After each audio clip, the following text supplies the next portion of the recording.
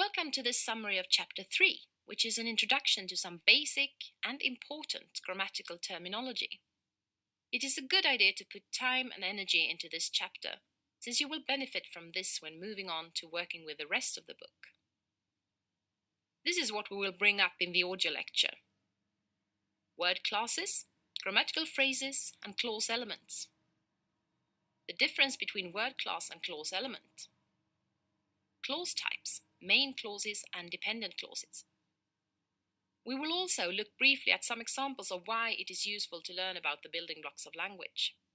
For instance, you can avoid some common student mistakes, such as sentence structure problems and so-called subject-verb agreement mistakes.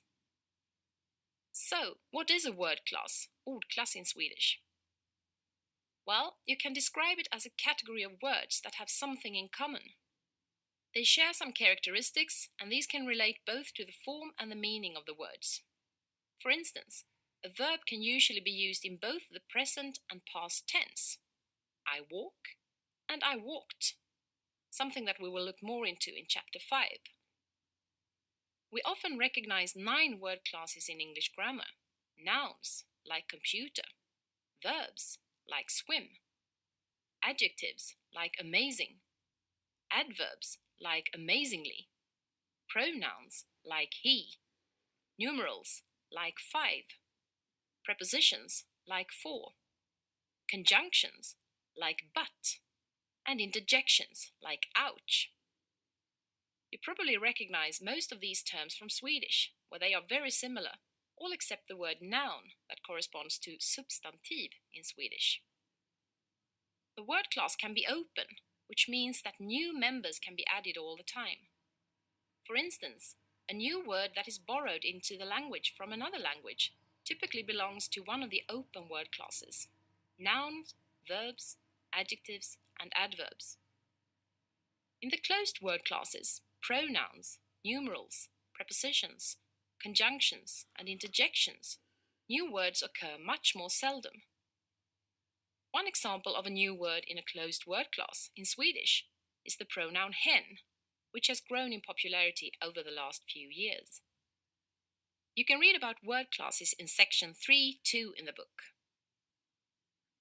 Although I'm sure you have met the term phrase in your learning of English in school, grammatical phrase is probably a new concept to you, since it is something we seldom talk about before university level. A grammatical phrase can be defined as a string of words that make up a meaningful grammatical unit. Some examples are the school and has robbed.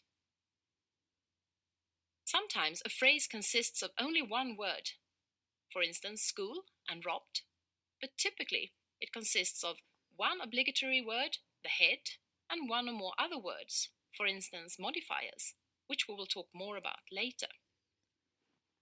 The grammatical phrase can take on different clause element functions, which we will talk about very soon. For instance, a noun phrase, such as the children, can function as A, the subject in a clause. The children had a rest. It can also be the object in a clause. We saw the children. Or it can function as just a part of a subject. Toys for the children are especially needed. Here, toys for the children is the subject, and the noun phrase the children is part of this subject. You can read about grammatical phrases in section 3.3 in the book. A clause element, finally, is a string of words, or sometimes just one word, that fulfills a grammatical function in a particular clause, sats in Swedish. These functions are subject, verb, object, predicative, and adverbial. A clause element cannot be identified in isolation. That is, you cannot look at just a noun phrase and analyze it as a subject or object, without seeing the context, a clause, in which it occurs. A clause element can either consist of a grammatical phrase or a whole clause. You can read about clause elements in section 3.4 in the book. There is also an audio lecture devoted to the building blocks of language. Some people find it difficult to distinguish between a word class, such as a noun, and a clause element, such as a subject. Let's look at an illustration that may be helpful. If we think about a word class as a more or less permanent characteristic, we can compare it to when we define a person as a female human being. Of course, this definition can change, but most of us go through life with the same sex as we got when we were born. Similarly, when you use the word swimming pool, it is always a noun, regardless of where it is used. A clause element is more like the temporary roles that we take on during a day. If I go shopping, I'm a customer. If I go to the doctor, I'm a patient. If I go to a party, I'm a guest, and so on. So if we make a comparison with grammar, a phrase like the swimming pool can take on different temporary grammatical functions. It can be the subject of a clause, as in, the swimming pool opens at 10. But it can also be the object of a clause, as in, have they cleaned the swimming pool yet? Let us now look for a moment at the different parts of a noun phrase. A noun phrase always contains a head, which can be a noun or a pronoun. Another non-obligatory element is the determiner, which can be an article, a pronoun, a numeral, or a genitive noun such as Peters. Furthermore, a noun phrase often contains a modifier of some kind. If it comes before the head, it is called a pre-modifier and can consist of an adjective or another classifying noun. If it comes after the head, it is called a post-modifier and typically consists of a prepositional phrase or a dependent clause, bisats, which we will talk more about later. I will analyze a few example noun phrases to clarify what I'm talking about. A. The most important lesson that I've learnt. The head is lesson, and the other parts of the noun phrase are determiner, the definite article the, pre-modifier, the adjective phrase most important, and post-modifier, the dependent clause that I've learnt. B. My two boyfriends. Here the head is boyfriend, and the possessive pronoun my and the numeral two are both determiners. C. Shakespeare's famous sonnet about love. The head in this noun phrase is sonnet. The genitive pronoun Shakespeare's is a determiner. The adjective famous is a pre-modifier, and the prepositional phrase about love is a post-modifier, coming after the head. You can read more about noun phrases in section 331 in the book, and also listen to an audio lecture on the different parts of the noun phrase. Moving now from the building blocks of language to sentence structure, we can identify two different types of clause. First of all, there are main clauses, which can stand on their own and which always contain a finite verb, that is, a verb in the present tense, such as we work, the past tense, such as we worked, or in the imperative, work. As the name suggests, a dependent clause depends on another clause, a main clause, to function. That is, it cannot stand on its own, at least not in more formal texts, but you often see it on its own in, for instance, fiction. A dependent clause often includes a non-finite verb only, that is, an infinitive, such as to work, an ing form, such as working, or a past participle, such as the third verb form work that is combined with have worked. Sometimes a dependent clause includes a finite verb, present or past tense, but then it is always introduced by a subordinating conjunction, a subordinator, such as because, that, or when, which you can read about in section 11.2. Let us now look at some concrete examples of main clauses and dependent clauses. A. I walk alone. This is a main clause. It contains a finite verb, walk, and it is not introduced by a subordinating conjunction. B. Walking by. This is a dependent clause.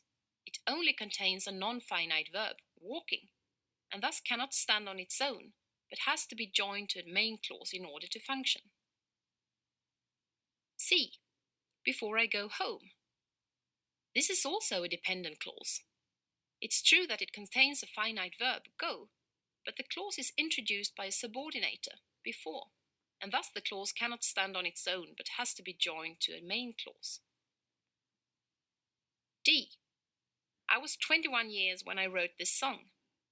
This example contains both a main clause and a dependent clause. The main clause, I was 21 years, contains a finite verb, was, and the dependent clause, when I wrote this song, also contains a finite verb, but it is introduced by a subordinator, when. You can read about different clause types in section 3-4 in the book. So why should we bother learning about the building blocks of language, clause elements, grammatical phrases, etc., and sentence structure? Well, I'll give you a few concrete examples of how this knowledge can be useful to you when you write a text in English. Furthermore, if you master some grammatical terminology, such as the difference between a subject and an object, it will be much easier for you to follow the rest of the presentation in the book. Let us first look at two sentence structure problems that are typical of students' academic writing. The first is called a run-on sentence, where two main clauses have been combined by a comma. Most students in school do not like grammar. They think it is boring and hard to learn.